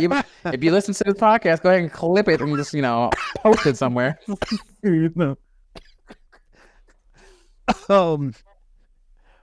What we talk about? Oh, and speaking of video game influence, like not just with the music, but with like the style and the subject matter of the games themselves, really takes a lot from hip hop culture, like Def Jam, Vendetta, and Fight for New York. Like head to toe from Rooted to Tutor, that's all hip hop. And the new Wu-Tang Clan game coming, Xbox exclusive. Yeah, supposedly called Wu-Tang Shaolin style. That's Nani? Really? Yeah. It's a thing. Am I the only person that's never knew what the heck? I never heard of that. I mean, it's a very recent announcement. It's probably. Was it on? I wonder what the game. No, it was not. It was a leak, actually. Okay. I was like, hello. What is this? Oh wait a minute. I'm sorry. Shaolin style was the one that actually did come out on the PlayStation. That was like a fighting game or something like that. But there is a Wu-Tang game. I wonder, and it may just from hearing the word Shaolin, but it's like I want another game that's like Shaolin monks from Mortal Kombat. Like, give me that. I swear I thought you were about to say Shaolin Showdown. I was like, sure, Shaolin Showdown. I've watched that in years. Damn, I spelled Shaolin wrong, yo. Damn, we're trying to find the official site. So we know the devs. Just put in Wu-Tang Xbox. Brass Lion Entertainment. It's founded by this black dev who's formerly of BioWare, the people who make Mass Effect. Yep. They fell off in Anthem. Why they always want to go for a lion for what they like? You got Lionsgate, Brass Lion, like Andromeda. Like, come on, y'all. I mean, lion. Excuse me, who? Hands down, the black. That's a black ass animal. A lion. I mean, yeah, that. You're right, though. I can't lie. You're about to get me to get into some stuff. I actually did a whole poem about Rawr.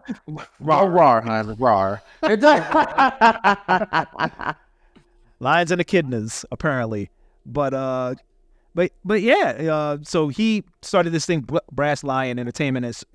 The mission statement is specifically to tell the stories of Black and minority people. And this is going to be one of their biggest first titles, is this Wu-Tang title that's being published by Xbox. I'm scared because it's BioWare. They fell off. They fell off hard. Maybe they. Yeah, so you know the clip that Kazuya threw how she threw Kazuya off of on Tekken or whatnot. No, or do you remember when Scar threw Mufasa down? That's what exactly what happened to BioWare. Maybe they fell off because this guy. You don't know, brother. Help me. I'm not confident in this white woman's attire. She's not sitting in the middle. Oh, she is. No, she's not. She's not wearing. She's black. I can't. I'm zoomed in. It's looking real. She black. She just light skinned. So what you calling me?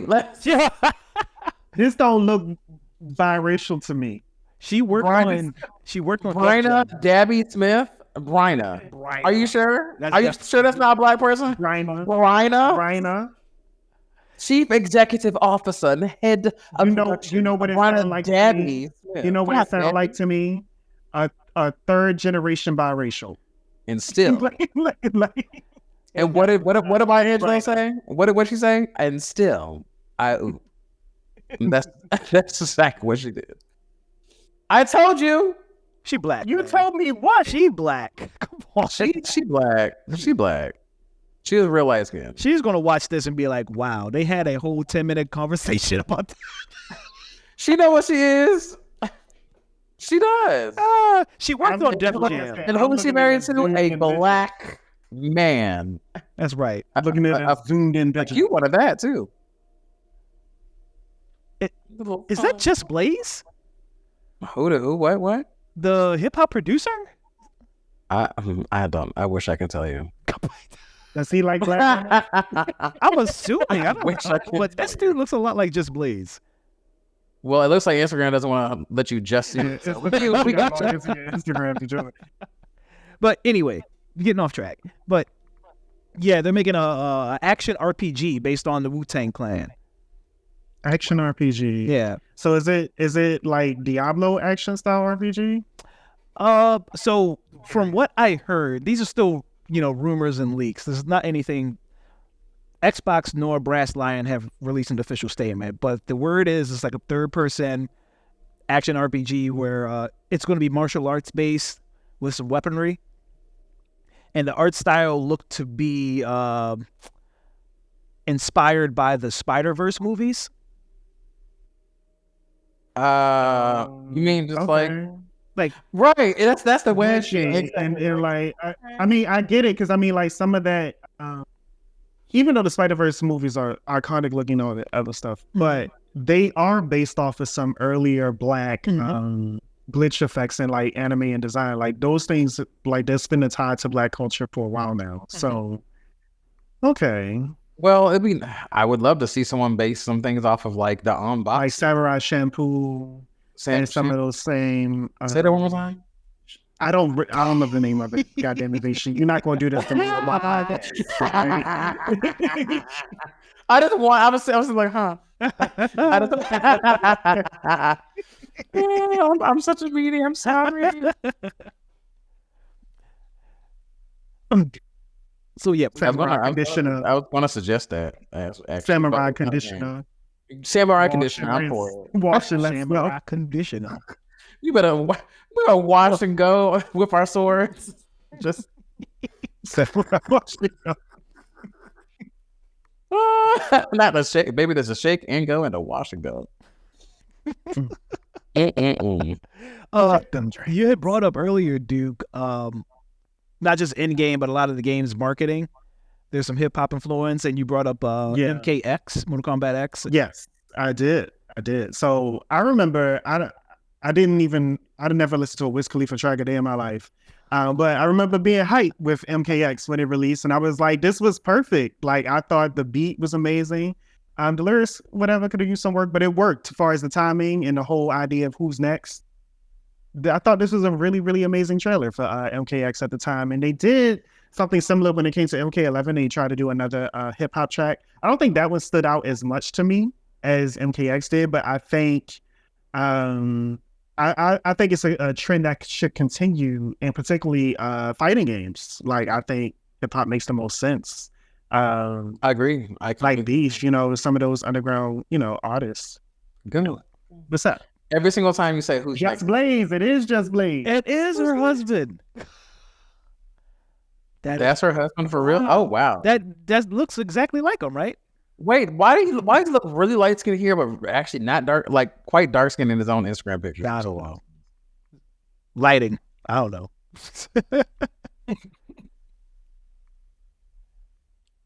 Evan Narcissi.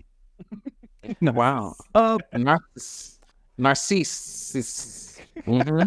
but yeah, not just MKX's marketing, but even fast forward to current day, a lot of Call of Duty's marketing. A lot of current day hip hop. I've never watched a Call of Duty trailer a day in my life. I can't remember any Call of Duty trailer because I'm really not into Call of Duty at all, and that's just a me thing because it's just been like, oh my god, Call of Duty. I always see gameplay, but not trailer. Nicki Minaj is in it. Call of Duty. She is. And every single time she takes someone out, it's Nicki. I was gonna say it's Nicki. Can I say that? You didn't say that. Yes. It's Nicki. She's like every single time someone gets taken out. That's what I want to hear. Every time. Trust and believe. I've seen it. I've seen us play dude. What's it called? The homosexuals. I've seen us play. It's more than a homosexuals doing some weird things with the Nicki skin. What I tell you, that stuff is hilarious. I'm just here like, y'all, why? There's some weird people out there with that Nicki skin. I'm like, you say you into what again? That's man. What is this? Who are you? Why are you doing this? That's the closest. A lot of I call the police. The police. They role play it. They role play. Mm-hmm. That's the closest. They sure. A lot of people that's their fantasy. That's their fantasy. Like, I am Nicki Minaj. So that's a good spot for us to kind of do the inverse. We've been talking about how Black music influences games, but we haven't really talked about how games influences Black music. Chun-Li, Nicki Minaj. Let's do it. Just on her and let's go. Look at Dude Subway. No, I really love that track. Want to make me the bad guy. The second verse of it, it could have used some work. I ain't gonna lie. But you were just giving a compliment. It's like, look, you need work, girl. Y'all heard that second verse? It's like, yo, it's King Kong. And yes, I've been on. And she just says it again, twice. Like, there's no verse. There's nothing happening in that second verse. I thought that was a that was a chorus. That's the chorus. That's not the verse. No. Hold on. I'm gonna pull this up for you. You know what? Go ahead. Let me just go ahead and lyrics. We gotta look at this second verse. This second verse needs some work. All right. Okay. Kind of. I found it. I got it. I'm gonna play it to you exactly. Hold on. B is King Kong. Yes, it's King Kong. B is King Kong. This is King Kong. Chinese ink on. Siamese links on. Siamese links on. Call me 2 Chainz, then go ding dong. And guess what happens right after that? B is King Kong. Yes, I'm King Kong. This is King Kong? Yes, Miss King Kong in my kingdom with my Timbs on. How many championships? What? 6 rings on. Nothing happened. Nothing occurred here. It sounds like she's Patrick. No, this is Patrick. Like, that's what it sounds like. Nothing happened. But anyways, I love the song in general. I just roll my eyes or whatever, when it's at that section, because I'm like, we're here too long and nothing is occurring. But I really, really do love it. Also within the lyrics, I forgot this is a part of the lyrics. So where she's like, Lara Croft. Lara Croft. Yeah. Oh, so she's made a lot of different little references in this. So she had Lara Croft in it too. Nice. And now this ain't official, but I just gotta say, Beyonce did it up for Kung Lao for the Formation World Tour. What do you mean? Oh, absolutely. Oh, I see. They had the hats on? Yes, that was kind of loud. And she sure as heck did the roundabout with the little hat that she absolutely did. Everybody, when we first saw that, everyone was on. That has got to be. It's got to be a Kong Lao reference. Has to be. Well, now we got to get on the show. We got to confirm this. Yeah, no, like I really want to confirm myself. Was that what's the song? I can't remember. Formation. Yeah, Formation. Was it a reference? Wow. We brought up Wiz Khalifa earlier, and I know you just said you're not a big Wiz Khalifa fan. You haven't heard a bunch of his tracks, but he has this song called "Never Been" that he actually remixed twice, and each time they do the beat, they sample a different song from Chrono Trigger. I can't play it because we definitely are going to get monetized. But yeah, man, go look it up. It's a dope beat. You said what about Chrono Trigger? The song's called "Never Been." There's several different versions, but each version is a different song from Chrono Trigger. Wait, did I? Let me just. Oh, wow, what a wonderful version! It's in theaters on Christmas. So. No. These dang ads. I think the most recent one has like Rick Ross on it, but it's really good. Matter of fact, I don't even know what it is. Like, there's a lot of hip hop where they sample Chrono Trigger. I think Dom Kennedy's done it once. Yeah, well, this one is the one I found it. A profile that has Dat Piff. Yeah, has it on there. Yeah, and I already see a comment that says, "Where is it? I just passed it." Hearing that Chrono Trigger Scala's theme still hits me. Mm-hmm. That's cool. I love that. I really do. Secret gamer, man. You never know. You would never freaking know. You don't know who. This is funny how you really don't know who's really gaming out there for real. Well, actually, I do. T-Pain sure as heck is gaming. T-Pain, he streams. Yeah, he's a straight up. And he released a whole bunch of copyright-free music for us. Mm-hmm. Oh, absolutely. I love it. Yeah. T-Pain is so cool. He seems like such a cool person just to be around. He has so much like humor, and like good vibes, what it looks like. Super off topic, but did y'all see that, like, I think this happened maybe 2 years ago, that he had revealed that he didn't know that Instagram had DMs, and like all these different artists were reaching out to him in his Instagram DMs to try to collab, and he didn't know, and it was like backed up for years. Fam. Yeah, Fam. You sound like someone who doesn't check his email at all and let someone else do it. Get someone else to do it. How do you not know? Though? Like, there's notifications. Like, there's bubbles. Maybe he just didn't know what it was. I mean, that's obviously the man wasn't on like social media like that. I would scream for that red dot. Like, can someone get rid of that red dot? He probably did one of those things where, because I mean, I'm nowhere near famous, but like every now and then I gotta turn off notifications for certain posts, and he may have just like turned off everything. He was like, I can't. Everybody is commenting, liking. I don't want to see none of y'all. I don't want. Well, they're two separate spots technically, because you can have Instagram messages where someone's messaging you about a story that you posted, something like that. But everything else, if you're not paying attention when you're in the settings section, like you just swipe left or right on the notifications tab. So you probably just clicked everything, thinking one day like I don't want to see nothing. Oh, well, dang! For years you didn't check your messages. Jeez.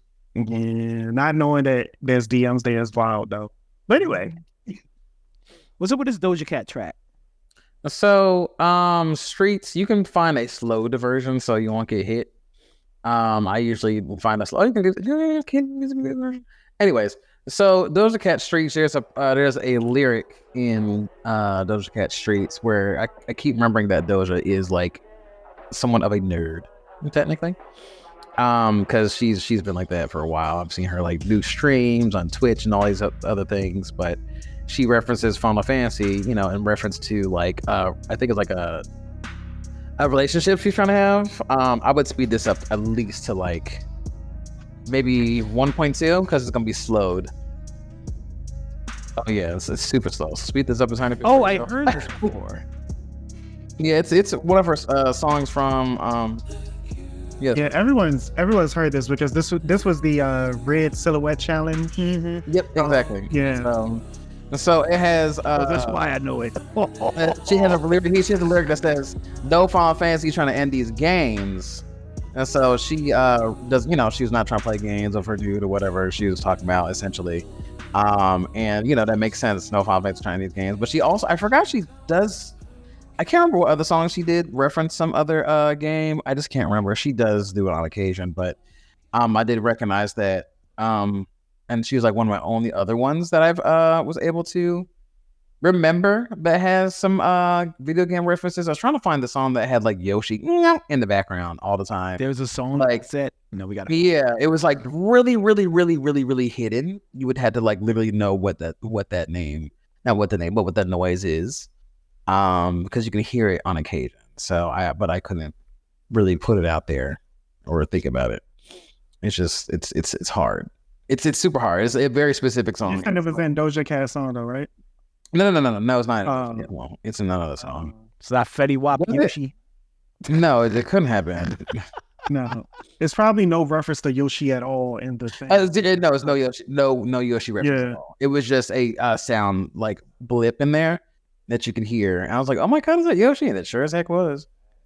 I was like, yeah.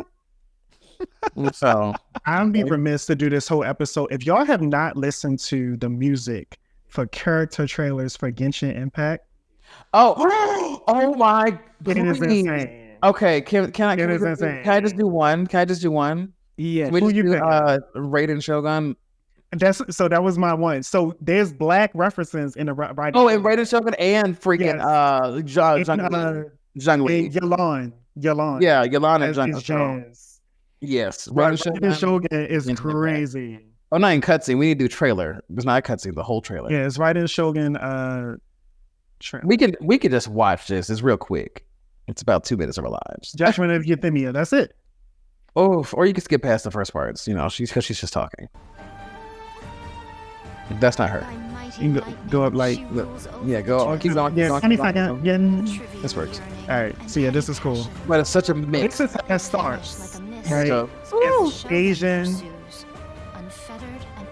It's very Japanese because it's I forgot the place it's called. Is Zumi whatever the place is? Inazuma. It was heavily based off of Japanese culture. Yeah, and then it goes into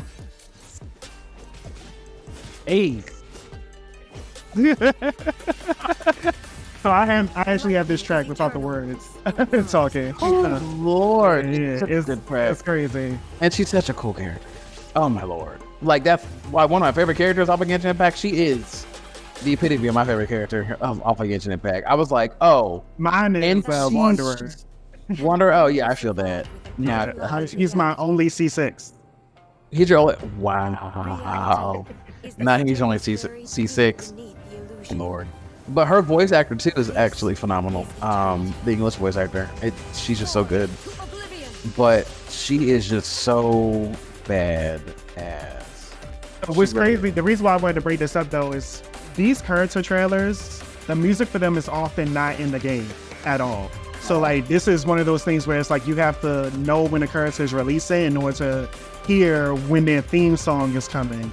And a lot of them, they all have a very, very dope song. Well, I can say that throughout every single character theme or character trailer theme, their actual theme does exist within the game. It does. Like with Zhongli, with Raiden Shogun, that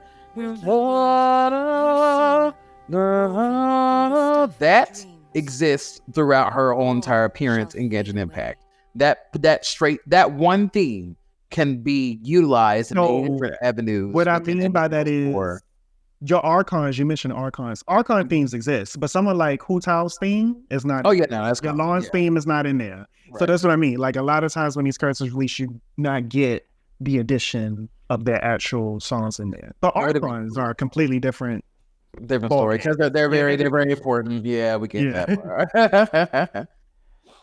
So, but yeah, no, Genshin Impact. Even though I don't play it anymore because I spent too much money on it and I almost went broke. But no, we're not doing that anymore because it's a gambling game. Yeah, good trailers, honestly. Yeah. Indeed. Yeah, man. I think we did the thing. I think We did. we've covered. We played all the music and video games that have ever existed. Feels like it. By the time this uploads, I do just want to give people some quick notes about what's going on in gaming real quick for them to pay attention. By the time this uploads, we know that the God of War Ragnarok DLC is live. So go play Valhalla, people. It is a free update for you all. The Warframe expansion is a completely free game. The new expansion is coming out on Wednesday. So that will be live by the time this uploads. And then I'm currently playing the finals. Like y'all know me, I love the finals quite a bit. So big things happening this week for expansions and gaming. Absolutely. And Alan Wake 2, the runner-up for GOTY. Oh, yes. There has the New Game Plus drop today. Well, Free. Oh, yeah. It's free. Yeah, a free New Game Plus with, Was you it said ending? they added something, a new ending. Or more things to do. A new difficulty and a new ending. Yeah. Hell yeah. But yeah, thanks for watching, everybody. Veishi, where can they find you? You all can find me. I'll just kind of give a rundown of my socials. I'll start with my Twitch because that is my main spot. You can find me every Tuesday through Thursday at 8 to 40 p.m. Eastern Standard Time. I go. My name is Veishi336. Veishi336. Find me there on Twitch. You can use the same name on Twitter, and on my Instagram, you can use JU_HINTON. You can drop a follow, and I'll be here. Duke. All right. You can find me as Duke_of games in places that matter. So that is me. Look, y'all know where to find me at this point. Find me here on Black Power Media bi-weekly with CharmCityChamp. Yeah, personally, you can find me on every social media at CharmCityChamp, even on Xbox and PlayStation, except TikTok. I'm CharmCityChamp1. He's not going to add you, so I don't know why he's telling y'all about this.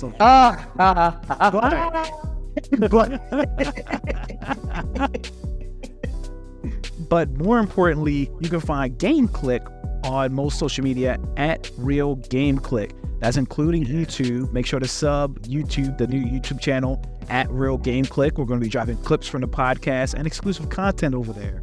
Yes. Including some of my wins from the finals. I've been saving some of that up. I got to edit it down. But yeah. Hell yeah. So make sure you do that. Make sure you follow Veishi. Make sure you follow Duke on stuff and all that. And you can find us here.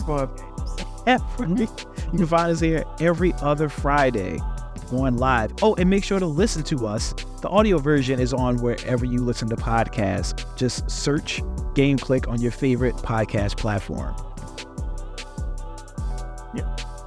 And remember, we made it. We officially made money from the podcast. Officially made money. We're going to split that 3 ways to $2.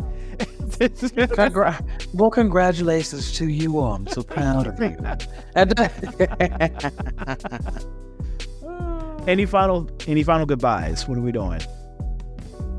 Well, thank y'all both for having me here as a little guest. I really do appreciate that, warm invite. So thank y'all so much. It means a lot. Thank you so much for your talent. Last thing I want to add for anyone listening, since this was a music dedicated episode, I'll have Champ drop the link for a playlist that we created on Apple Music that has a bunch of video game and anime inspired music. So if you would like to listen to some of the things that we listen to, we'll drop that in there for you. Hell yeah, man. Well, with that, man, get good, stay good, and we're out. All right, y'all. It's been good. Bye, everyone.